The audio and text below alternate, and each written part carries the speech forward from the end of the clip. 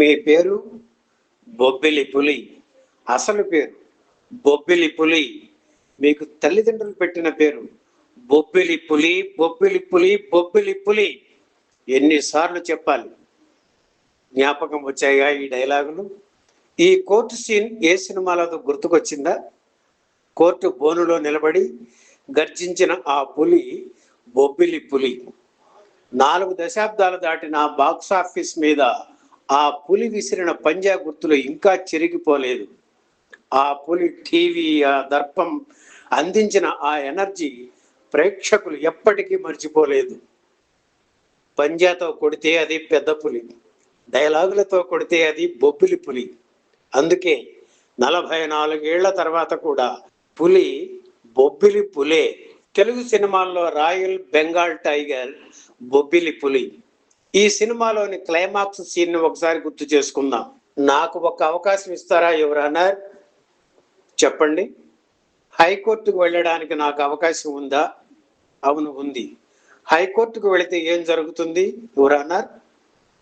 శిక్ష తగ్గించవచ్చు, లేదా అదే శిక్షను ఖాయం చేయవచ్చు. అంటే ఈ కోర్టులో వేసిన శిక్ష పై కోర్టులో పోవచ్చు, ఆ కోర్టులో వేసిన శిక్ష ఆ పై కోర్టులో పోవచ్చు, లేదా కింద కోర్టు వారు వేసిన శిక్షను పై కోర్టు వారు ఖాయం చేయవచ్చు. అంటే ఒక కోర్టుకు ఇంకొక కోర్టుకు సంబంధం ఉండొచ్చు, ఉండకపోవచ్చు. కోర్టుకి తీర్పుకి ఇంత మార్పు ఉంటే మీ న్యాయస్థానంలో న్యాయం ఉన్నట్ట ఎవరన్నా? ఒక్కొక్క కోర్టులో ఒక్కొక్క న్యాయం ఉంటుంది. కనుకే తాను చేసిన నేరం ఏమిటో మర్చిపోయాక కానీ శిక్ష పడదు. కోర్టు బోనులో నిలబడి ఎన్టీఆర్ ఇలా జడ్జిని నిలదీస్తూ డైలాగులు చెబుతుంటే థియేటర్లలో ఒక్కటే చప్పట్ల మోత. తెలుగు సినిమా చరిత్రలో అత్యంత శక్తివంతమైన పతాక సన్నివేశాల్లో ఒకటిగా బొబ్బిలి పులి క్లైమాక్స్ నిలిచింది. అందుకే 1982 జూన్ 9న విడుదలైన ఆ చిత్రం సూపర్ డూపర్ హిట్ అయింది. ఈ సినిమాలో ఎన్టీఆర్ ప్రదర్శించిన భావోద్వేగాల పరిధి అసాధారణం, అద్వితీయం. సన్నివేశాలకు అనుగుణంగా ఎక్కడ అతికి తావు ఇవ్వకుండా సహజమైన అభినయంతో మేజర్ చక్రధర్ పాత్రకు ప్రాణం పోశారు ఎన్టీఆర్. బొబ్బిలి పులి చిత్రానికి 6 వారాల ముందు ఎన్టీఆర్ ద్విపాత్రాభినయంతో జస్టిస్ చౌదరి చిత్రం విడుదలయ్యి విజయవంతంగా ఆడుతోంది. ఒకే హీరో నటించిన 2 చిత్రాలు ఇలా ఏకకాలంలో 30కి పైగా కేంద్రాల్లో 100 రోజులు పూర్తి చేసుకొని ఒక అరుదైన రికార్డును సృష్టించాయి. సమాజంలోని అవినీతిని ఎండగట్టి ప్రేక్షకుల్లో ఎంతో కొంత చైతన్యం తీసుకురావడానికి దోహదపడిన చిత్రాల్లో మొదటి వరుసలో ఉండే సినిమా బొబ్బిలి పులి. అవినీతిపై యుద్ధం ప్రకటిస్తూ తర్వాతి కాలంలో భారతీయుడు, ఠాగూర్, శివాజీ వంటి సినిమాలు రావడానికి ఈ సినిమా ప్రేరణగా నిలిచింది. తనకు స్ఫూర్తినిచ్చిన పాత్రల్లో బొబ్బిలి పులి సినిమాలోని మేజర్ చక్రధర్ పాత్ర ఒకటి అని ఎన్టీఆర్ చెప్పేవారు. ఆ చిత్ర నిర్మాణ విశేషాలు ఈ వీడియోలో చూద్దాం. చిత్ర పరిశ్రమలోకి అడుగుపెట్టినప్పటి నుంచి ఎన్టీఆర్తో సినిమా తీయాలన్నది నిర్మాత వడ్డే రమేష్ కళ. విజయమాధవి పిక్చర్స్ పతాకంపై ఆయన నిర్మించిన తొలి చిత్రం ఆత్మీయుడులో నటసామ్రాట్ అక్కినేని హీరోగా నటించారు. అలాగే మరో మహానటుడు ఎన్టీఆర్తో ఓ అద్భుతమైన చిత్రాన్ని దాసరి దర్శకత్వంలో నిర్మించి తన కళ నెరవేర్చుకోవాలని అనుకున్నారు. ఎన్టీఆర్ని కలిశారు. అప్పటికి ఎన్టీఆర్ తెలుగుదేశం పార్టీని ప్రారంభించలేదు. కానీ ఆయన రాజకీయాల్లోకి ప్రవేశించడం ఖాయం అనే వార్తలు వినిపిస్తున్న తరుణం అది. వడ్డే రమేష్ కోరికను మన్నించారు ఎన్టీఆర్. తన ఇంటికి ఎదురుగానే ఉంటున్న దాసరిని పిలిపించారు. బహుశా ఇదే తన చివరి చిత్రం కావచ్చని, దానిని అద్భుతంగా తీయమని దాసరికి చెప్పారు ఎన్టీఆర్. కథను సిద్ధం చేశారు దాసరి. దానికి ఎన్టీఆర్ ఆమోదముద్ర వేశారు. బొబ్బిలి రాజవంశానికి చెందిన తాండ్ర పాపారాయుడికి బొబ్బిలి పులి అనే బిరుదు ఉంది. దాన్ని తన సినిమాకు టైటిల్గా నిర్ణయించారు దర్శకరత్న దాసరి. ఈ సినిమా కోసం 38 రోజులు పనిచేశారు నటరత్న ఎన్టీఆర్. ఉదయం 7 గంటలకు షూటింగ్ అంటే 6:45 నిమిషాలకి మేకప్తో ఆయన సెట్లోకి అడుగు పెట్టేవారు. దాసరి కూడా క్రమశిక్షణలో ఎన్టీఆర్తో పోటీ పడేవారు. అటువంటి క్రమశిక్షణ కారణంగానే కైకాల సత్యనారాయణ, రావు గోపాలరావు, మురళీమోహన్, శ్రీదేవి, జయచిత్ర, అంబికామంటి ప్రముఖ తారాగణం ఉన్న 50 రోజుల్లో 50,000 అడుగుల ఎక్స్పోజ్డ్ ఫిల్మ్తో బొబ్బిలి పులి నిర్మాణం పూర్తయింది. బడ్జెట్ కూడా 50 లక్షలు దాటలేదు. సినిమా క్లైమాక్స్లో వచ్చే కోర్టు సీన్ పుట్టుక గురించి ప్రత్యేకంగా వివరించాలి.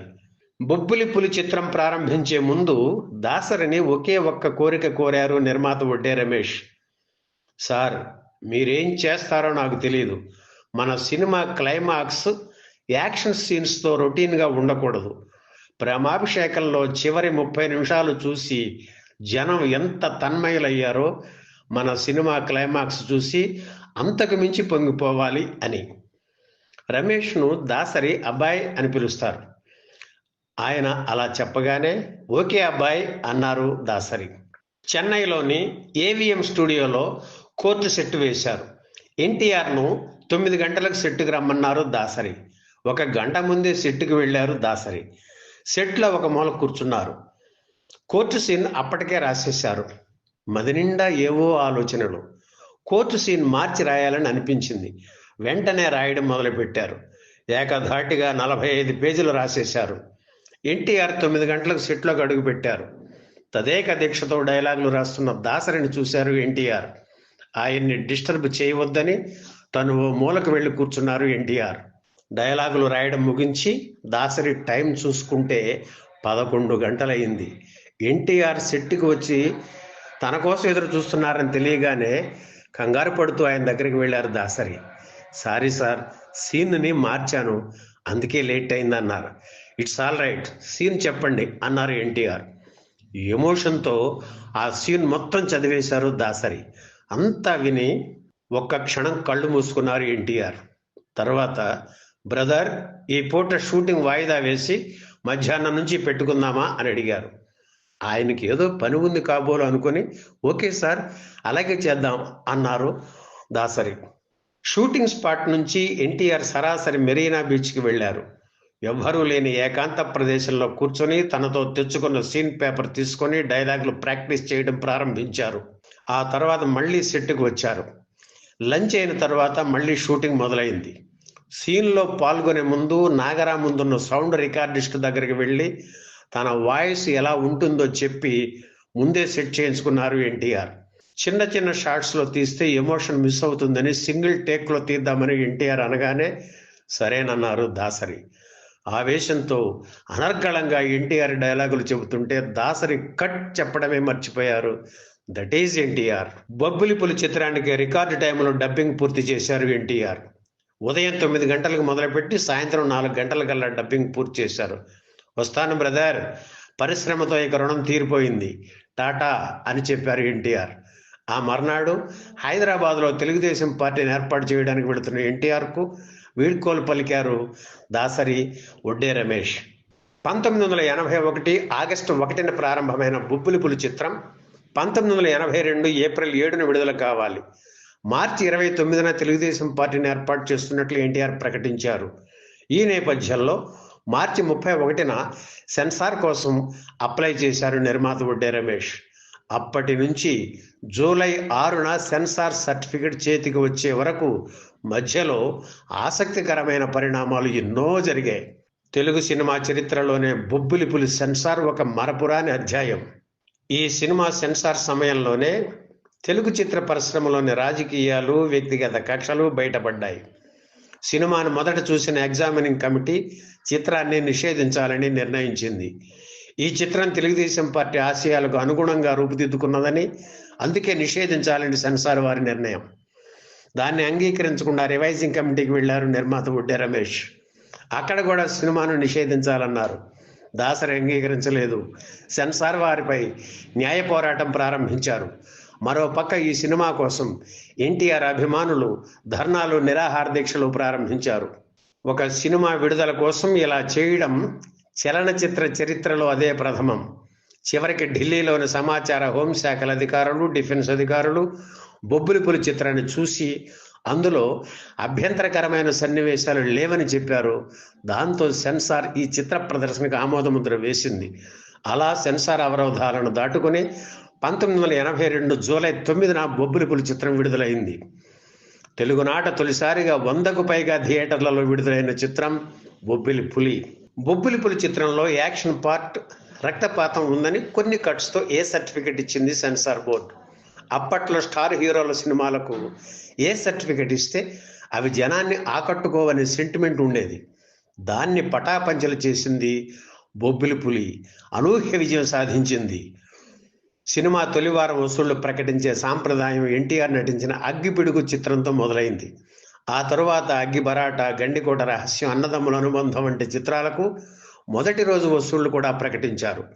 ఇక అప్పటి నుంచి అదో అలవాటుగా సాంప్రదాయంగా మారింది. అప్పటిదాకా మొదటి రోజు వసూళ్లలో రికార్డుగా నిలిచిన సర్దార్ పాపారాయుడు చిత్రం కంటే బొబ్బిలి పులి దాదాపు 3 రెట్లు అధికంగా వసూలు చేయడం విశేషం. అలాగే బొబ్బిలి పులి చిత్రం మొదటి వారం 72 లక్షల రూపాయలకు పైగా వసూలు చేసి సంచలనం సృష్టించింది. టోటల్ రన్లో 3.5 కోట్ల రూపాయలు వసూలు చేసింది ఈ చిత్రం. 39 కేంద్రాల్లో 100 రోజులు, 2 సెంటర్స్లో డైరెక్ట్గా రజతోత్సవం జరుపుకున్న బొబ్బిలి పులి హైదరాబాద్లో స్వర్ణోత్సవం చూసింది. ఈ వీడియో మీకు నచ్చితే లైక్ చేయండి, షేర్ చేయండి, వెంటనే సబ్స్క్రైబ్ కూడా చేయండి.